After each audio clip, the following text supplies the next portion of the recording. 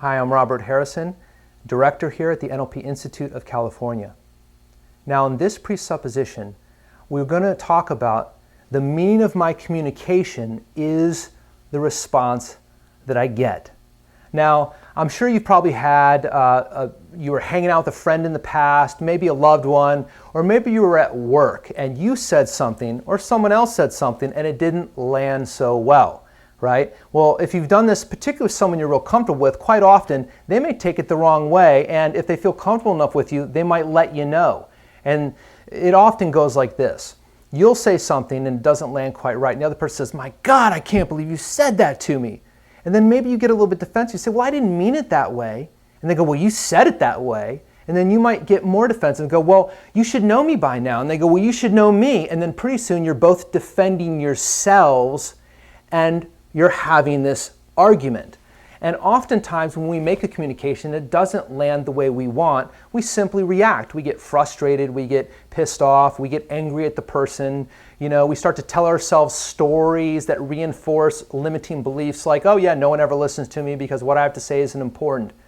And you know what? None of that is useful from an NLP standpoint, because in NLP there is no dogma and there is no judgment. We look at it as useful or not useful, where, when, and with whom. So how can we use this presupposition to make our relationships and our communication way, way more powerful?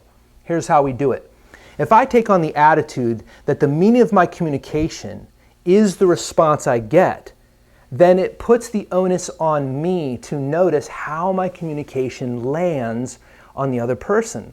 So if I'm communicating with my wife and I'm telling her how much I love her and how much I appreciate her, right? And as I tell her that, I watch how that communication lands. If it's landing the way I intended, great. But let's say she's in the middle of a meeting, she's on the phone, and I'm trying to tell her how much I love her. I'm trying to pour my heart out, and she's getting frustrated and annoyed because she's in the middle of a conference call, or she's in the middle of another project or another task that she was working on in that moment, right? Instead of me taking on this attitude that, "Oh my God, it's the way I communicate it," maybe I can adjust my communication. Now, sometimes adjusting communication means you pick a different time.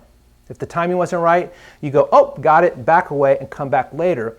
But quite often, it's how we communicate. Sometimes when our stress levels start to come up a little bit, or if we're feeling some stress and pressure, maybe from work or from home, it can affect our tonality just a little bit. It can affect the muscles around your eyes. It can affect how much your nostrils flare, the color in your face, the tightness of the muscles around your mouth and your jaw.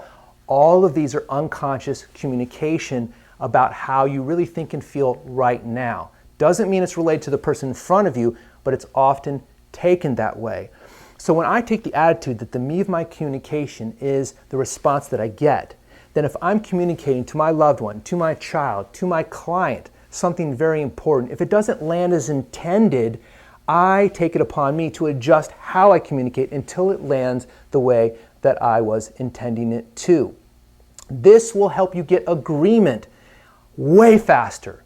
Because notice this, how many times have you heard this? "I've told you 1,000 times, right? I've told you 1,000 times. How many times do I have to go over it? It's what's obvious. It's what's written. It's what everyone should know. These are our marriage vows. These are this. These are that." I got news for you. Take the attitude, the meaning of my communication is the response that I get. Not what was said 1,000 times, not what everyone should know, not what's written down. The meaning of my communication is the response I get right now, because that is the real response. That's the real response of the nervous system in front of me right now. I can argue with it, I can have feelings about it, I can tell myself stories about it, but it is what it is. That is reality as it is in this moment. And if I want to convey or communicate something that is important, I will take it upon me to adjust my communication to do so. Try this on yourself. It's super simple. And think about the intention of your communication before you communicate. And then when you do, check and see, is it landing as intended? And this will help you calibrate how your communication is really coming off. How are you sounding? How are you projecting it? How are other people receiving it? And if it's not landing the way you want, play with it. Have fun with it. Look at it like a science experiment. Okay? This doesn't mean anything about you as a person. This doesn't have anything to do with your self-worth or your personal value. This is a strategy. It's communication. So practice until you're getting the results that you want and you're better at communicating. This will make you more powerful. It'll make you more influential and it will improve the quality of your relationships.